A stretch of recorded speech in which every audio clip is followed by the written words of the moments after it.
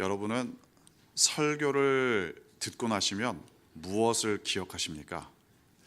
어떤 분들은 오늘 들었던 설교 중에 재미있었던 예화, 재미있었던 이야기들을 기억하시는 분들이 있습니다.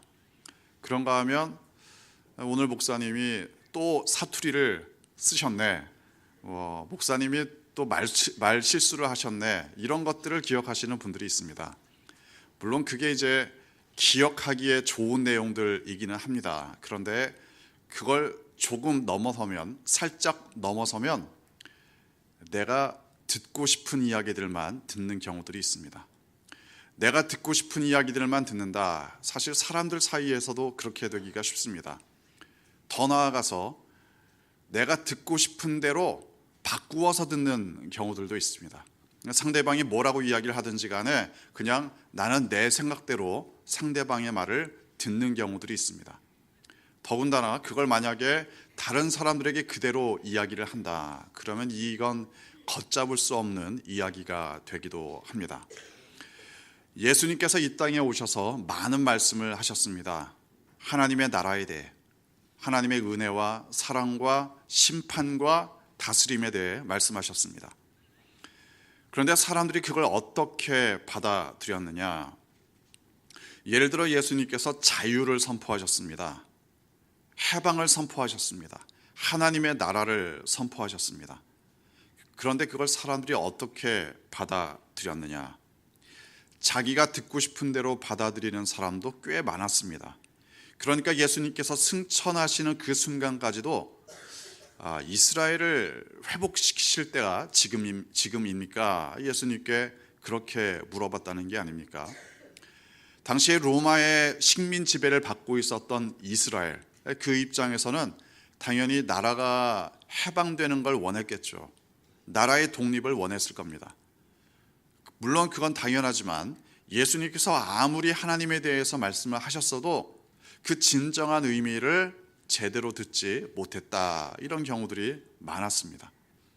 중요한 건 예수님께서 이 땅에 오셔서 승천하실 그때까지 이스라엘은 독립하지 못했습니다. 예수님께서 승천하신 그 이후에도 로마는 이스라엘을 식민 지배했습니다. 그렇다면 뭡니까? 예수님께서 말씀하신 하나님의 나라, 해방과 자유, 이건 사람들이 생각하고 있었던 것과는 달랐다는 말이겠죠. 진정한 자유와 해방이란 무엇인가? 예수님께서 의도하신 대로 들어야 했습니다. 영화 중에 쇼생크 탈출이라든가 빠삐용이라든가 아마 보신 분들 계실 겁니다. 탈출을 다룬 이야기죠. 그러니까 탈출한 다음에 자유를 만끽하는 모습들 아마 기억하시는 분들 계실 겁니다. 그 영화의 배경과 상황들은 다 다릅니다. 아무튼 감옥에서 벗어나고 싶다. 자유가 없는 감옥에서 벗어나고 싶다. 더더군다나 만약에 억울하게 감옥에 갇혔다. 그러면 얼마나 나오고 싶겠습니까? 감옥은 자유가 없는 곳입니다. 죄를 지어서 처벌을 받아서 감옥을 갔든 아니면 억울하게 들어갔든 자유가 없는 건 마찬가지입니다.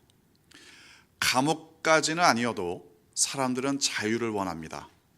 자유를 억압받는 것을 싫어하고 심지어 자유를 위해 목숨을 버리는 경우도 있습니다. 그런데 자유민주주의를 살고 있는 우리가 과연 진정한 자유를 누리고 있는가?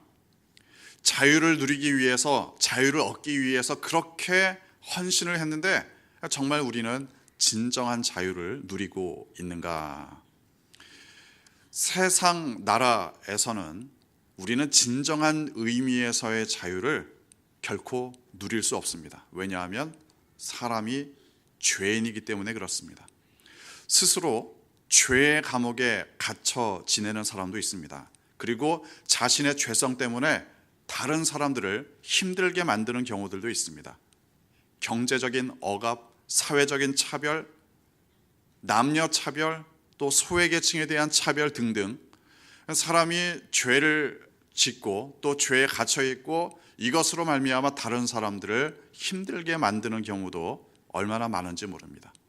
더 가지려고, 더 누리려고 다른 사람 위에 올라서는 경우도 얼마나 많습니까?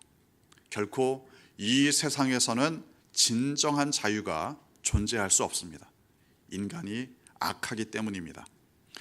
그러니까 사람들은 좀 벗어나고 싶어 합니다. 좀 이런 분위기에서 좀 벗어나고 싶다.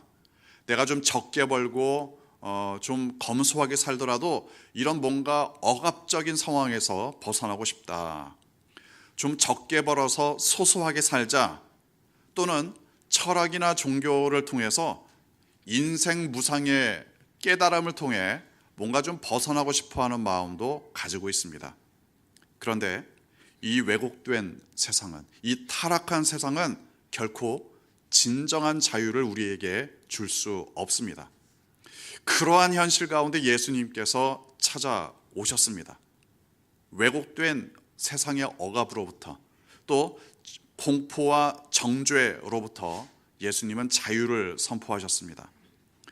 오늘 본문 말씀에서 가난한 자에게 복음을, 포로된 자에게 자유를, 눈먼 자에게 다시 보게 함을, 눌린 자에게 자유를 예수님께서 선포하셨습니다. 그런데 그게 말만 그렇게 하신 게 아닙니다. 어떻게 하셨느냐? 사람의 방법을 사용하신 게 아닙니다. 하나님의 방법을 사용하셨습니다. 인간의 방법으로는 해결할 수 없기 때문에 십자가로 우리에게 자유를 주셨습니다.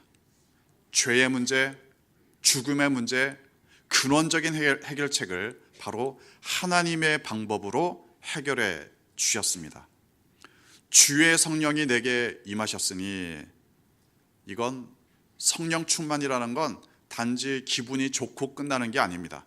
성령 충만은 우리에게 진정한 자유를 누리게 하고 뿐만 아니라 자유를 선포하는 삶을 가능하게 하십니다. 성령 충만한 사람은 우리가 누리는 참된 자유를 선포하는 사람들입니다. 그리고 그 자유를 이루어가는 사람들입니다. 우리에게 자유를 주셨기 때문에 사람들을 섬길 수 있습니다.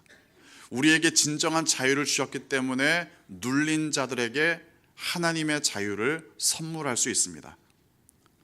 모든 눌린 자들, 억압받는 자들, 모든 정죄와 죄의 공포 가운데 살아가는 자들에게 십자가로 자유를 선물하는 여러분의 삶 되시기를 주님의 이름으로 축원합니다. 기도하겠습니다.